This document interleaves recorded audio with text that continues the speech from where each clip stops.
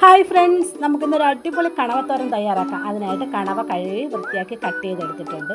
അതിനുശേഷം തോരനുള്ള തേങ്ങ, മഞ്ഞൾപ്പൊടി, മുളക് പൊടി, മല്ലിപ്പൊടി എല്ലാം കൂടി ജാറിലേക്ക് ഇട്ട് കൊടുത്തു. അതിനുശേഷം ഇഞ്ചി 3 പച്ചമുളകും കൂടി ചേർത്ത് അതരച്ച് അതിനുശേഷം കണവ വെള്ളത്തിൽ മഞ്ഞൾപ്പൊടി ഉപ്പും ചേർത്ത് നല്ലതുപോലെ വേവിച്ച് കൊടുക്കണം. അതിനുശേഷം തോരൻ തയ്യാറാക്കാനായിട്ടുള്ള കടായി സ്റ്റൗവിലേക്ക് വെച്ച് കൊടുത്തു. അതിനുശേഷം ഓയിൽ ഒഴിച്ചു കൊടുക്കണം. കുക്കിംഗ് ഓയിൽ, വെളിച്ചെണ്ണ ഉണ്ടെങ്കിൽ നിങ്ങൾ വെളിച്ചെണ്ണ ഒഴിച്ചു കൊടുത്താൽ അത് വെളിച്ചെണ്ണയുടെ ടേസ്റ്റ്. അതിനുശേഷം കടുക് ചേർത്ത് കൊടുത്തു. അതിനുശേഷം ചെറിയ ഉള്ളി ചേർത്ത് കൊടുത്തു. ചെറിയ ഉള്ളിയും ചേർത്ത് കൊടുത്തതിന് ശേഷം കുറച്ച് കരിവേപ്പില അതിലേക്ക് ചേർത്ത് കൊടുത്തു.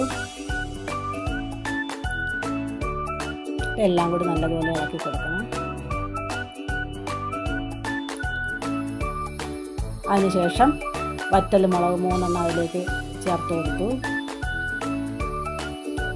അതിനുശേഷം വേവിച്ച് വെച്ചിരുന്ന കണവ അതിലേക്ക് ഇട്ട് കൊടുത്തു.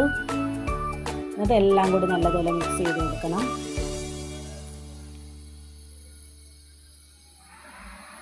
അതിനുശേഷം നമ്മൾ തയ്യാറാക്കി വെച്ചിരുന്ന തോരൻ്റെ തേങ്ങ അരപ്പ് അതിലേക്ക് ചേർത്ത് കൊടുക്കണം.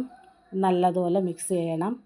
ഉപ്പും കൂടി നോക്കിയിട്ട് ആവശ്യമുണ്ടെങ്കിൽ ഉപ്പ് കൂടി ചേർത്ത് കൊടുക്കണം. അപ്പോഴെൻ്റെ ഈ കണവയുടെ തോരൻ നിങ്ങൾക്ക് എല്ലാവർക്കും ഇഷ്ടപ്പെട്ടിട്ടുണ്ടെന്ന് വിചാരിക്കുന്നു.